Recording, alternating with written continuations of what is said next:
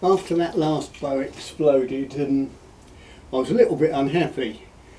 One reason being that I've got quite a lot of wood from the same batch, and I've got a nice pair of spliced billets ready to make another warbow.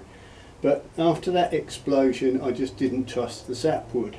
Yeah, I'd had a previous bow from the same wood explode, but that was a character stave with a big knot in the middle. It was a warbow again. I was a bit worried then. After the second one exploding, that's it. You can kick me once, you can kick me twice. You don't get to kick me 3 times. So I took the stave with spliced billets and just sawed the sapwood off. Ran it through the bandsaw, and you can see, I don't know if you can see there, let's get up close to the camera.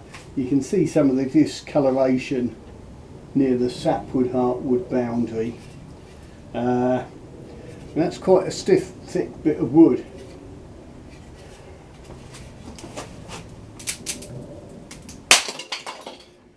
Now sapwood shouldn't break like that, and you can see how brittle.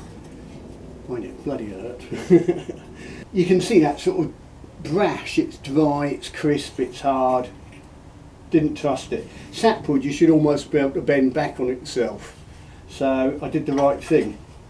Anyhow, sawed off the sapwood. I was going to bamboo back it, but the guy for whom I was making the replacement bow didn't fancy bamboo. What do?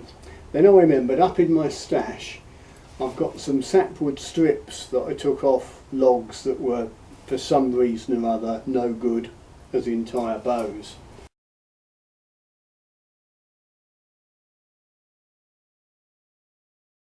And that's what we've got on here.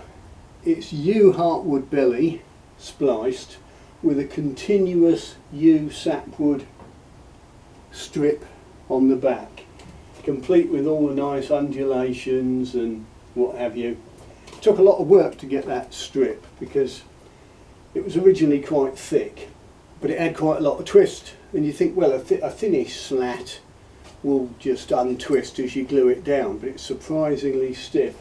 So I did a bit of heat work straightening it out, a lot of work gradually getting it thin. Anyway, enough chatter. Here's the result, roughed out to a rough taper, tidied up. Just give it a little flex just to see, is it going to be strong enough to make a £100 bow? Is it flexing evenly? Which limb is stiffer? I suspect that one, so that I know which is going to be the lower limb. And if you know anyone who wants some rotten sapwood, let me know.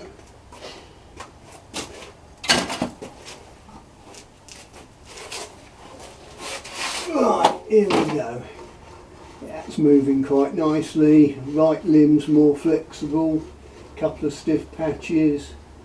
That's £60. That's enough to be getting on with. Now just let me have a look. I mean, there's obvious thick patches in the limbs and a bit too thick there.